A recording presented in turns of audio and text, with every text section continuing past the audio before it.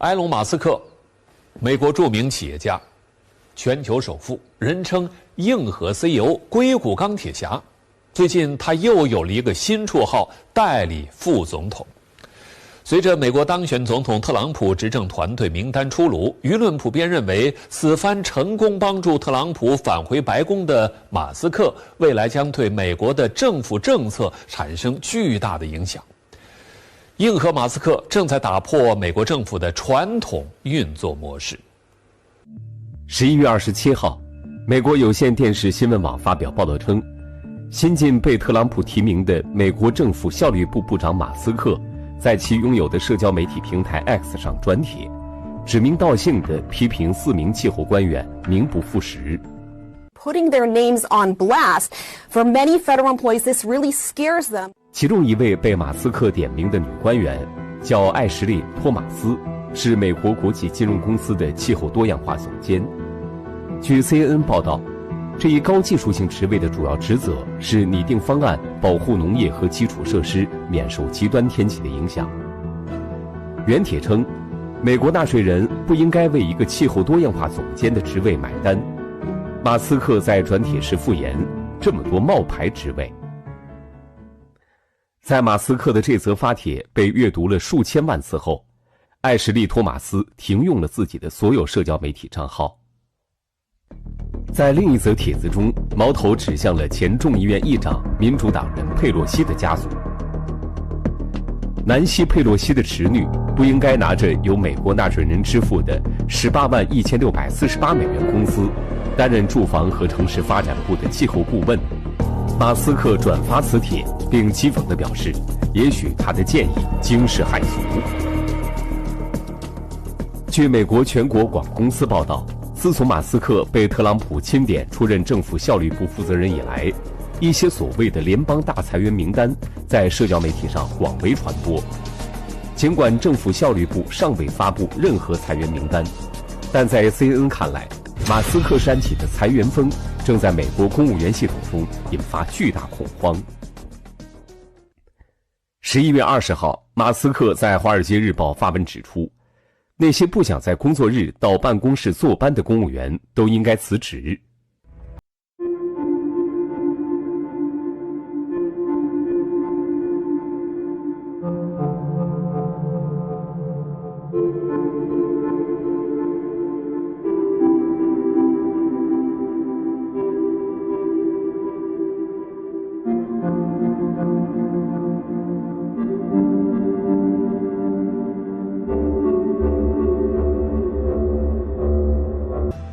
So you're saying that when CEOs say you have to come back to the office, they're playing hide the ball, that this is a way to weed out employees?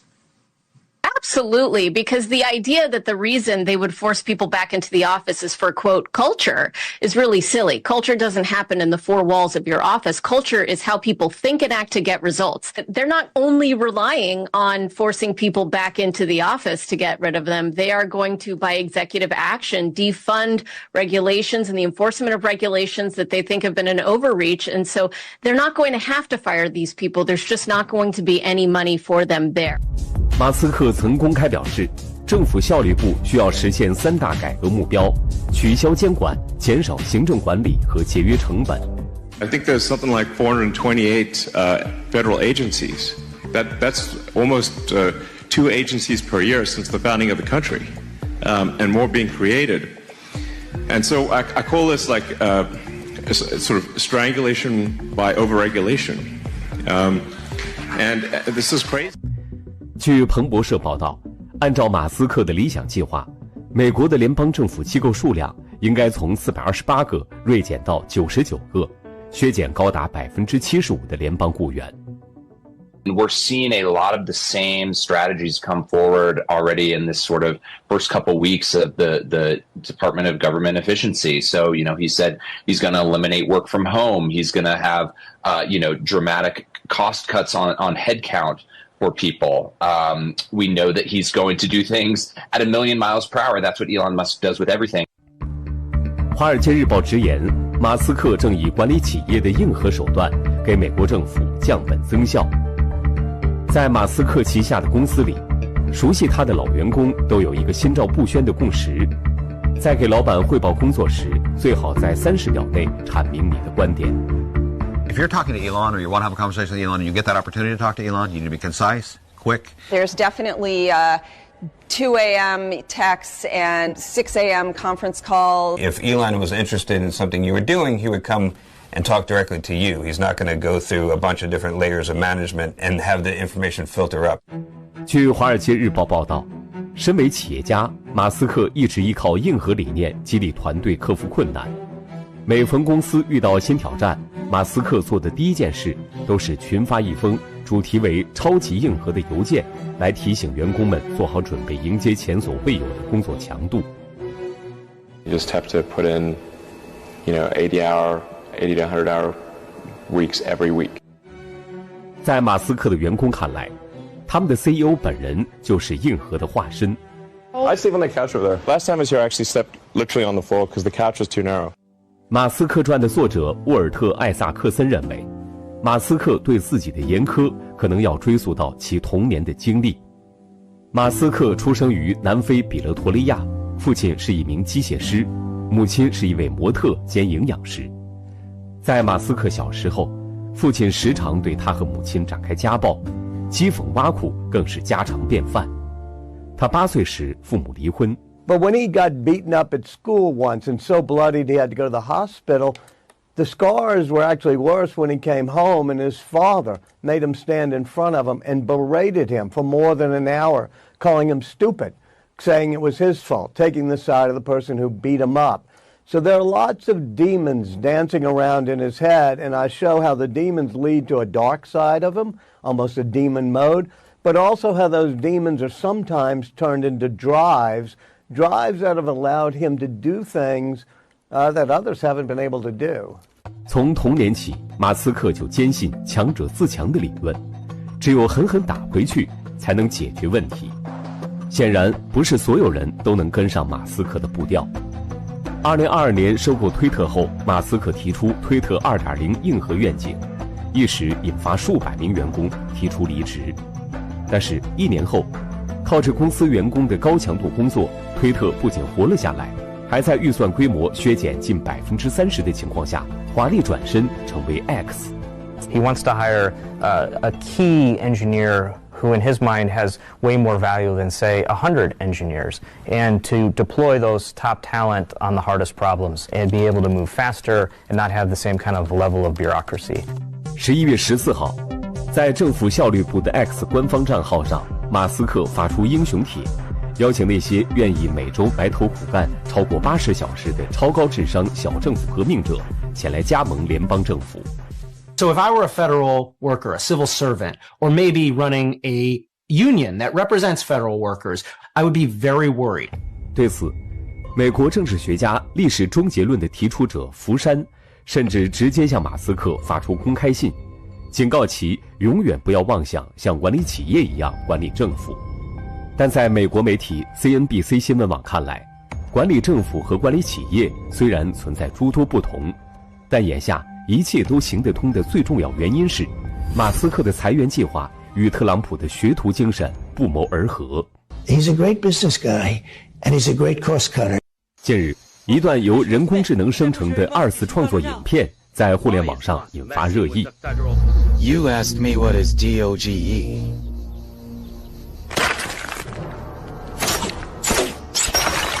Just one sentence. What the Federation can do, I can do.What the Federation can't do, I will do more. Act first and report afterwards. Special permission from the Trump. 虽然不乏恶搞，但也生动诠释出了马斯克与特朗普2人对官僚主义建制派的极度反感和彼此需要的现实。有分析认为，美国想要在第4次工业革命中占据全球主导地位，只能通过父权资本，这就势必要限制政府对于资本的监管。如果特朗普成功了，这会是美国自里根政府以后最大幅度的行政体制改革，而对于企业家马斯克来说，这将是令他期待的新自由时代。媒体注意到，在特朗普胜选后，马斯克和特朗普可谓形影不离。Elon Musk seems to be enjoying his new role as the president-elect's, quote, first buddy. Introducing First Buddy, the sidekick who goes with you everywhere, whether you want him to or not. Got a phone call with a world leader? First Buddy will be on it too. Checking out the big match? There's First Buddy, laughing like a donkey. Flying on an airplane? First Buddy will sit where your wife should be. 在彭博社看来，相比白宫第一哥们儿、美国代理副总统等头衔，用另外一个词形容马斯克如今的角色更为准确。There's a word for guys like this.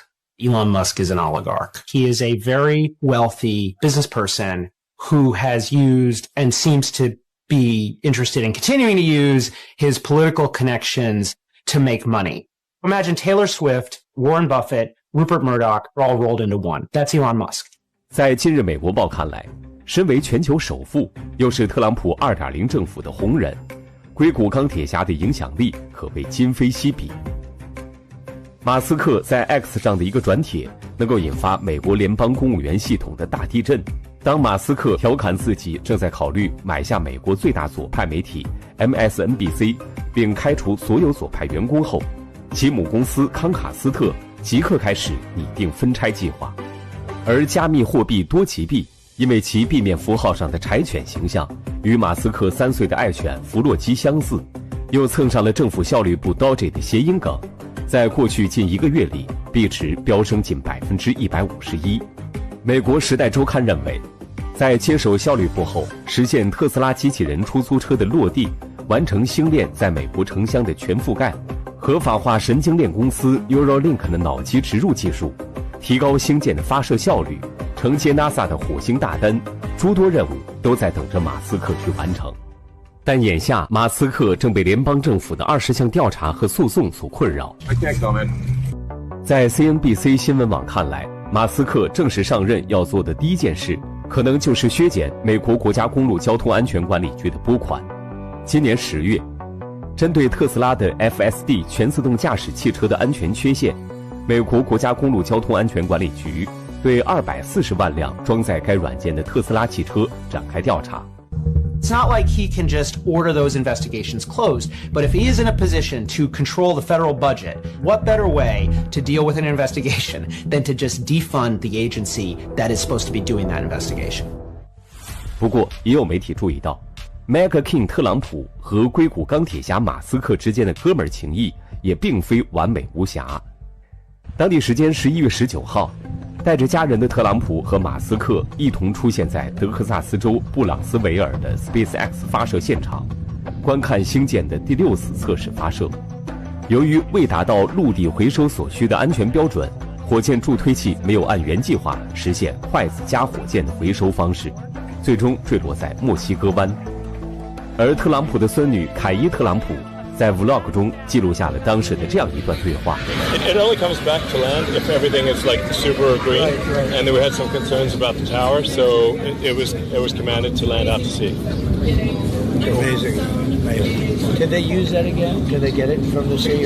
It's going to be probably blocked. Probably get blocked, is my guess. But that's fine. We actually have better versions that are in production in those factories over there. 英国《独立报》将特朗普的这一困惑提问描述为尴尬时刻。马斯克脸上流露出惊讶和耐心交织的表情，凸显了特朗普房产大亨背景与马斯克尖端科技创业经历的强烈反差。筷子加火箭是 SpaceX 目前最先进的火箭回收技术，为了节约成本，去掉了早期回收版本的着陆腿。这与特斯拉的精简运营、降低供应链成本以及推特当初80%的大裁员一样，目的都是为了在降低成本的同时强化核心竞争力，也与马斯克为联邦政府瘦身的理念契合。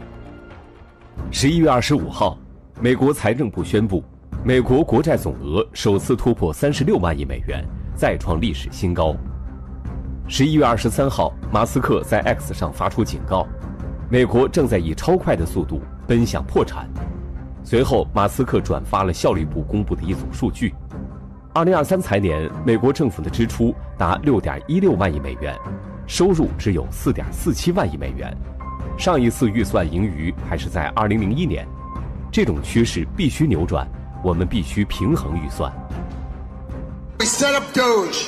Yes. How much do you think we can rip out of this wasted $6.5 trillion Harris-Biden budget? Well, I think we can do at least $2 trillion. Yeah!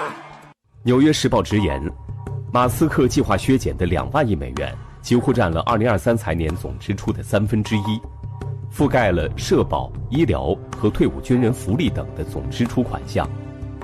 根据美国宪法，美国的联邦机构都是国会以立法形式设立的，任何重大的削减开支措施都需要国会批准，不能说砍就砍。